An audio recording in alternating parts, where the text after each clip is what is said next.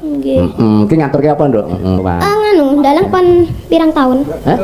Dalang pun pirang tahun. Wis bentuk kuwi dadi drontung kok ora roket 70 tahun. Pitu-pitu nganti saiki wis meh 37 hampir 40 tahun. Hampir 40 tahun. Nah, kalah kali kula. Lho, kok iso kalah? Kalah ning Kula ganti. 50 tahun nyinden.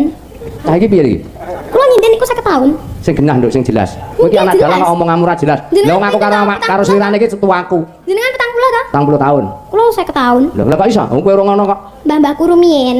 Niku kan nggih dadi sinden. Pun 50 tahun luwih jane. Oh, sing meloki mbae genah. Nggih, dadine kula kan Oh, layak rambutmu putih tok.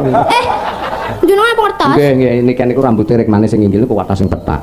Pancen niki ngalah-ngalahne mbok kula. Lek ngelokne kula nggih tok ngok ngoten mawon. Apa meneh nek kula kenal wedokan piye pujan. Setuju ya, setuju ya. Apa nek sing masuk, Dik? Gak enak. Oh, jan.